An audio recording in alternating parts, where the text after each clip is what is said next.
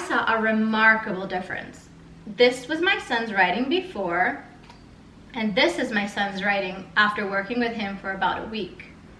I was only doing maybe 20 minutes of handwriting without tears every single day. Big line down, Ribbit.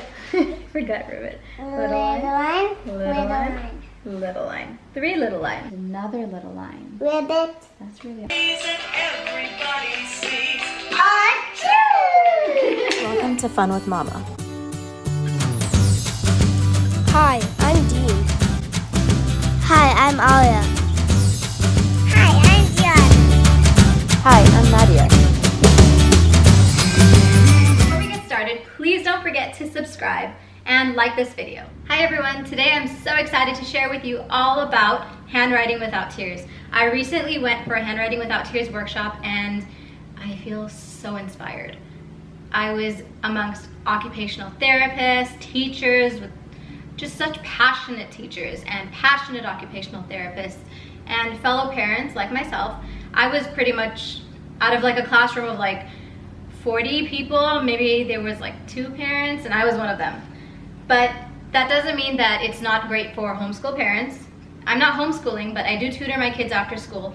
I really feel like today's children are not being taught handwriting skills, so it's actually making them not like handwriting and in turn makes them not like English as a subject. Whereas I feel like handwriting without tears makes handwriting that much more fun. If you can teach a child to love writing, you are setting the stage for every single subject in school. I mean, you're writing when you're doing math, you're writing when you're doing English, obviously. So why not teach them something so foundational, something so basic and important to their whole schooling career and even afterwards? Writing is just everywhere. You're making your grocery list. Technology can't take the place of writing. I actually was invited to go to a workshop. I create a lot of activities for children on my blog, and so handwriting without tears was something that I definitely wanted to learn about because I also create resources for children and I wholeheartedly believe in this curriculum. So 2 years ago, my son, who was then 9 years old and in 4th grade, started a journal with me. We do a lot of journaling together, and so when we started that journal at that time, I noticed that his writing was really terrible. Like, I couldn't read what he was writing. So I actually would have to ask him like to reread it to me, and that's so demotivating for a child. So I asked him to see some of his school papers, and what I found in his school papers was I could not read anything that he was writing in those. And I had gone for parent-teacher interviews, and I'm a very hands-on mom in that aspect, but it was never brought to my attention that he needed some help in handwriting. So he would have just gone through each grade and his writing would never have improved, and he would start, I mean, he didn't love English as a subject. So when I noticed that, I immediately went to Handwriting Without Tears. I've heard so much about Handwriting Without Tears that I knew that this was going to be our perfect fix. So I wasn't sure which Handwriting Without Tears book to get. Was I supposed to get a 4th grade Handwriting Without Tears book, or do I start at the beginning, at the basics? So I went ahead and purchased the Letters and Number for Me. This book was actually for kindergarten previously, and they have actually now refreshed their whole system, and the equivalent to this book in 2018 and above is Kickstart Kindergarten. The pages in here are almost exact, and the new letters and numbers for me are different. But anyway, I purchased the old version of the Letters and Number for Me because this was 2 years ago, and I saw a remarkable difference. This was my son's writing before, and this is my son's writing after working with him for about a week. I was only doing maybe 20 minutes of handwriting without tears every single day, and it was amazing. All I purchased was the workbook, and that was it. And we began working together. We started talking about, where do your letters start from? Where do you start your letters? At the top. Children are writing and it's not really pretty. If you pay attention, you'll notice that they're not starting their letters at the top, especially the capitals. So that was something that immediately, like, it made his handwriting a little bit better. So when my daughter turned 4, I knew that I wanted to give her a good start in handwriting as well. And I'm so happy that in her preschool, they are applying Handwriting Without Tears, the preschool curriculum. And she loves writing and singing and dancing, and the whole preschool curriculum is based upon informal handwriting.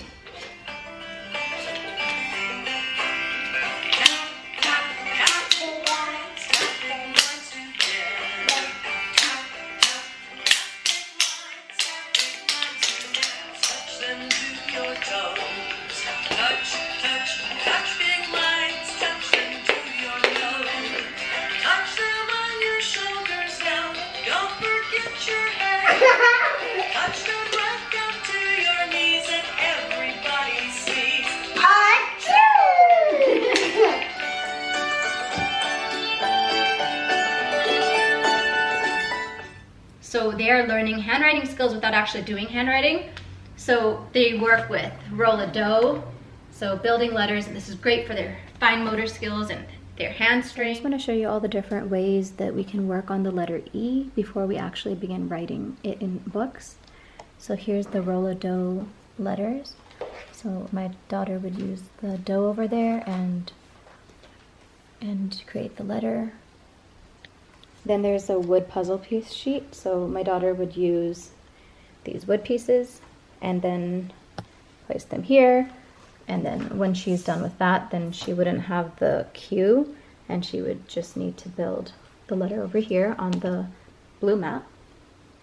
This is the sandpaper letter, so she can feel it. The texture, it's slightly raised. And then these are the stamp a letter. So she would use this to stamp a letter. And I also use this Play-Doh. You'd use the Play-Doh.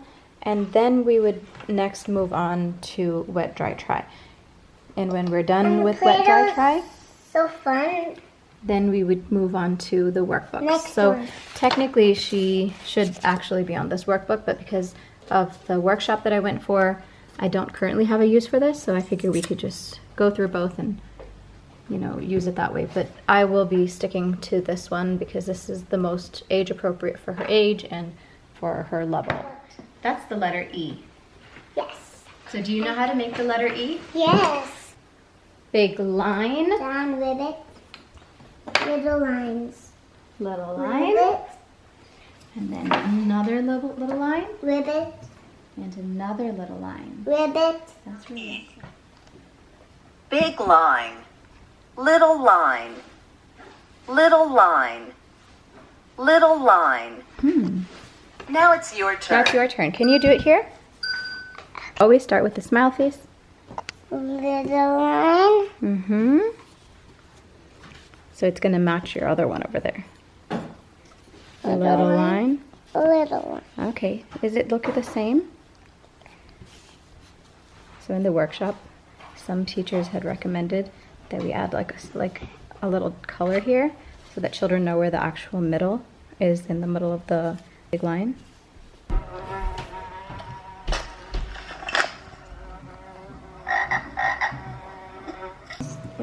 Yeah. And then what about elephant? Yes. Where is the elephant? Good job. And what about the E? Then they have the Stamp and See screen.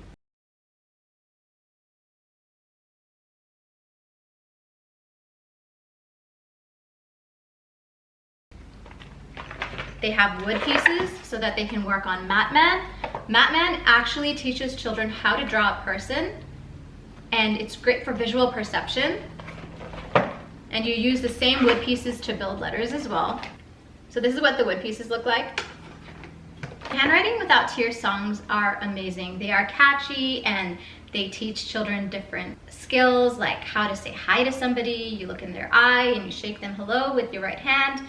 They teach you about the sizes of different pieces, like this is a little curve, this is a big curve, this is a little line, and this is a big line. So they learn the different sizes of the pieces. For example, letter F, big line down, little line, and little line. If you plan on doing Handwriting Without Tears, I highly suggest that you do the workshop because you get so many free materials. I actually did a blog post on it where I showcase sort of all the things that you get. So I opted to go for the 2-day workshop, which is 3 workshops, and the kindergarten to basically the elementary version, you get $1,500 in supplies.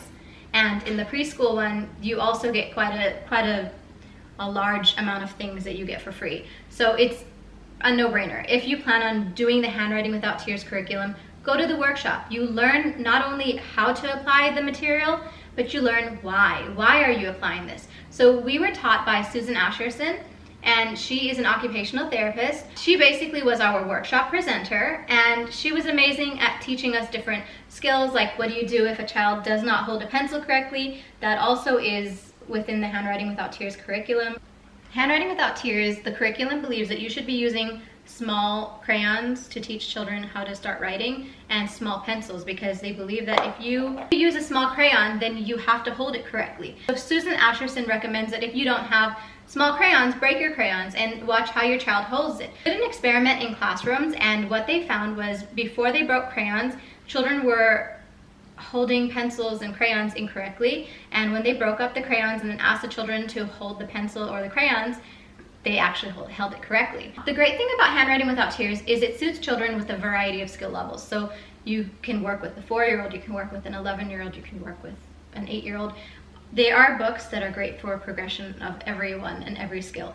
And I like especially the new Start Kindergarten.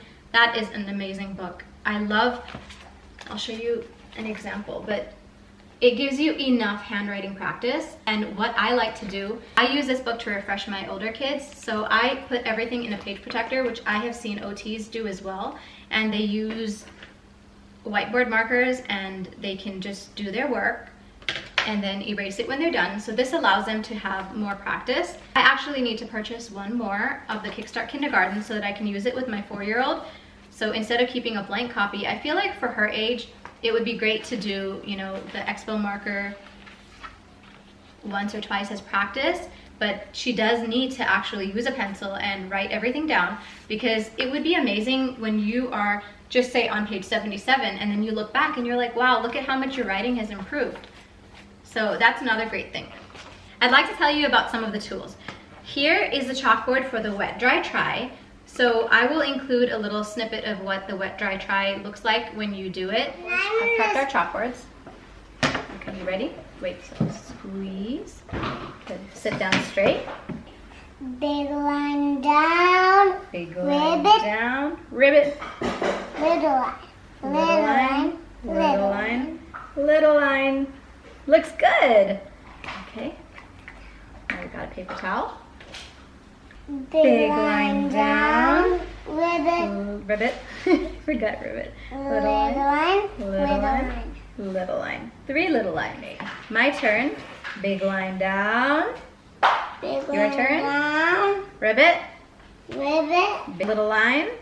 Little line. Okay. Little line in the middle. Little line in the middle. And little line at the bottom. Little line at the bottom. Good job! Your E looks amazing. I'm gonna squeeze out It some looks of like the a water Lego. and sponge, and we're gonna go again. You can tilt it a little. You might need to tilt it. There you go. Big line down. Ribbit. Little line. Little line. Little line. That's how you do it. And Yes. now, So we put the And then sponge we back need- there. this, and then we wipe. Big line Slow. down. Little line. Little Little line. Little line. What letter did you make? I make E. Let me wanna show you try how it? to do F.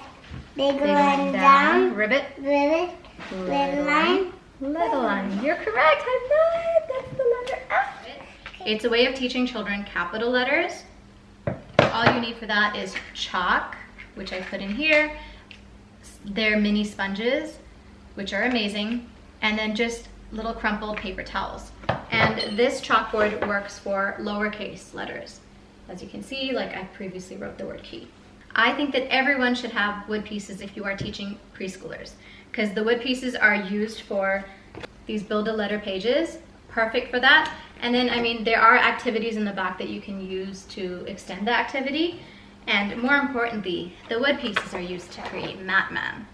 Matman teaches children how to draw a person in a way that is exciting and visually stimulating through their sounds and movement. Kids love it. You could purchase hands, which I have done right here. These are the Matman hands. I had to purchase that separately. It wasn't included in the workshop. Or you can just trace your child's hands on foam paper, which is what I did here before that. So that he can sing. Batman has one nose, one nose, one nose. Batman has one nose, so that he can smell.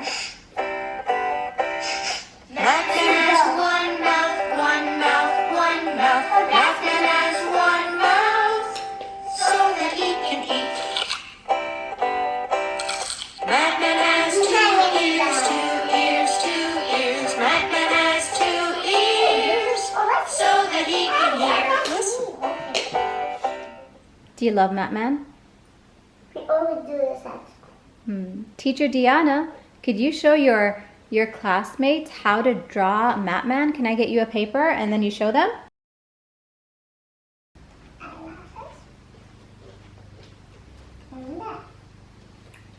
I wanted to show you what Matman did for my daughter. So when my daughter drew Matman, this is what her drawing looked like. She has the correct dimensions of the body. She has arms and legs and feet and hair and eyes, and there's no arms and limbs coming up from the head. It looks correct. So I love Matman for teaching a child how to draw a person. And then this was my older daughter. So I want to show you some of the materials that I feel were really lucky to come with the class. The blog post does show you the older materials, but I just want to show you what I'm applying for my 4-year-old right now. So here's the wood pieces. The Stamp It See screen is nice. It's not my favorite because I find that if a child doesn't place the magnet correctly, then it doesn't look as great. But my daughter seems to really like that, so I'm gonna offer this to her and let her build letters. The more repetition for drawing letters and writing letters, the better she's going to get at it. This blue piece is used for Matman. It forms Matman's body. Once they progressed on doing this, then they can move on to putting the letter pieces on the map. It was great. My daughter didn't love it, I think because it was a little hard. What's also great about this is it strengthens their fine motor skills, it strengthens their hand, but obviously the more that she uses it, the stronger her fingers are going to get. So I'm going to keep trying with her on at least doing it maybe once every 2 weeks. Another thing that I really liked was I Know My Numbers, this I Know My Numbers set. So for each one, it includes like the number, how to write it, and then different pages that they can color or draw. This would be better for, I would say, like a 3-year-old and an early 4-year-old that does not have a very good grasp on their numbers yet. I also really liked the touch and flip cards. So they have alphabet letters and then they have numbers. So here a child would just use their finger and then draw the number, and then it's like sort of like sandpaper letters, so it gives them great input. Some other things that I purchased after the class are the flip crayons. These are the small crayons. I needed more little chalk bits, and I needed the pencils for little hands. So these are the little pencils. They do give you samples at the workshop, but I needed a bit more. And I know that we're gonna use this for at least a good 2 years. Another thing that I love having and think that's great for purchasing for older kids is the lined paper. This is a great way to work on like your spelling words and just incorporate the Handwriting Without Tears paper. It's just a great way to apply the principles. The gray block paper is great if you want to work with a younger child like a preschooler or a kindergartner who is learning their letters and just needs more practice. I also have this type of lined paper, but I prefer the long one just because. So this is definitely a must for me, especially if you're teaching like a first grader or up. Each grade's workbook comes with a teacher's guide. I don't think that you need the teacher's guide for every single one of them, but I do believe that the teacher's guide for kindergarten and if you're doing the preschool workbook is really worth it because it gives you more of a feel for Handwriting Without Tears. There's so many tips in there. There are number stories, and it's a great way to actually understand the curriculum, learn how to teach it. And as you can see, what I do is I just take page flags and I mark out the things that I think are interesting or something that I need to come back to, or what our current lesson for the week is going to be. They also teach you how to form the correct pencil grip. They also teach you how important posture is and what a child should be doing when they're working. So their feet need to be planted on the floor, the chair needs to be the appropriate height for them, the table needs to be at the appropriate height. It's all so interesting and you will learn so much. They also show you what the development stages of writing are. So there's so much in this book that is definitely worth checking out. A question that I know I'm going to be asked is, what do I think is the bare minimum? What do I think a child needs? If you are teaching a child that is in first grade and up, I do not think that you need all the materials. I think that a first grader and up could use the notebook paper and could use the handwriting book and the teacher's guide. If you are teaching a preschooler, there are obviously many more materials that you could use. My bare minimum for teaching a preschooler is the wood pieces, the slate chalkboard, this chalkboard for lowercase letters, obviously the mat, and the letter builders. These are nice. These are great for teaching a younger child, and they can use that as a visual clue when they're trying to build the letter on the mat. And I believe that the wood pieces are amazing because of Matman.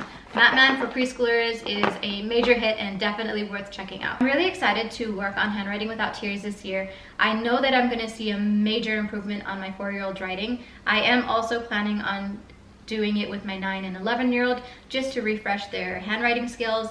It really doesn't take too long. It's supposed to be used for 10 to 15 minutes a day. That's how long handwriting should take your child, 10 to 15 minutes a day. Another really great question that I know I'm going to get is, how do I store everything?